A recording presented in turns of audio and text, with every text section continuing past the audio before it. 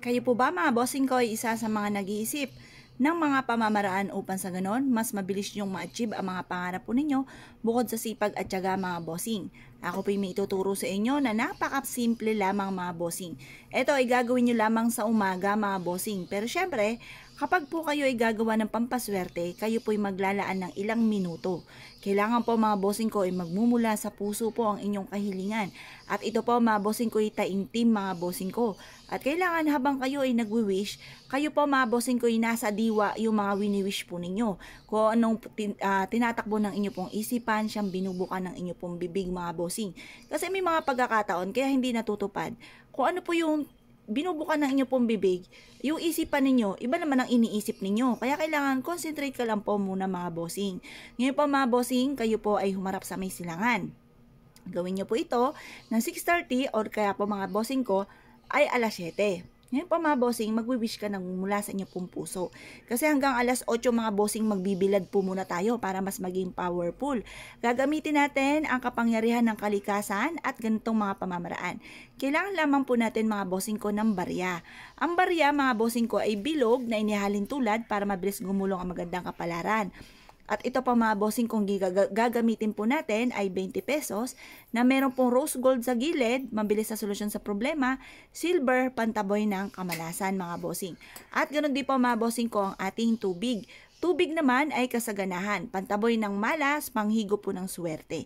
Ngayon pa mga bossing, magwi-wish ka po. Sabi niyo po dito, sa pamamagitan ng pampaswerteng ito at sipag at tiyaga at pananalig sa mahal na Panginoon, ay iaadya ko nito kung saan lagi ako'y suswertihin. Lahat ng mga kamalasan ko na mga nakalipas na taon at itong nakalipas na buwan ay mawawala na. At puro swerte ang darating sa akin ngayong buwan na ito. Ganun po ang pag-wish mga bossing. Ngayon po mga bossing, i-wish na po ninyo, sabihin nyo po, magkakaroon ako ng negosyo na dito na ako yayaman. Magkakaroon ako ng mga bagay na matagal ko nang pinapangarap.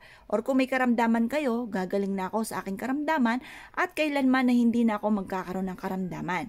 Tapos sabihin nyo po dito, magkakaroon kami ng masayang pamilya, malusog na pangangatawan, walang away-away, at iaadya ko kung sa lagi ako ay suswertihin. Ganun po ang pag-wish. Or kaya, magkakaroon ako ng malaking bahay, magkakaroon ako ng magagarang sasakyan, magkakaroon ako ng negosyo na dito na ako yayaman, magkakaroon ako ng mga bagay na matagal ko na pinapangarap. Basta i-wish nyo na todo-todo ang lahat ng inyong kahilingan. Huwag ka nang mahiya pa.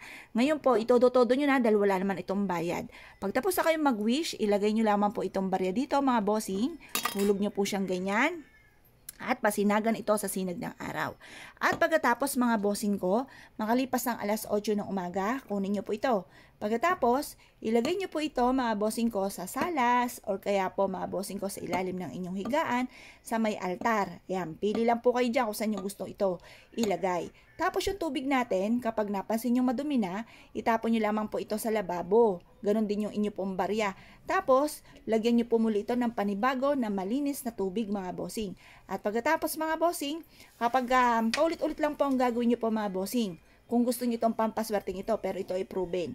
Meron akong kakilala na bossing na nagpunta pa po sa amin. Siya po mga bossing ko yung nagkaroon ng problema sa kanyang negosyo. Ito daw po ay kinarir po niya. At ito po ay gustong-gusto niya sa lahat daw po mga bossing. Subukan nyo rin po itong gawin mga bossing dahil ito po isa rin sa paborito ko. Ngayon po mga bossing ko kayo pinaniniwala at nais nyo po itong gawin mga bossing. Basta positive ka lamang. I-mindset nyo na kayo magiging matagumpay. I-mindset nyo na lahat ng mga pangarap nyo ay matutupad. Simula na ito ng tagumpay nyo sa buhay. Basta laban lamang po sa amon ng buhay. Kaya po natin yan mga bossing. Good luck po sa inyo po lahat mga bossing!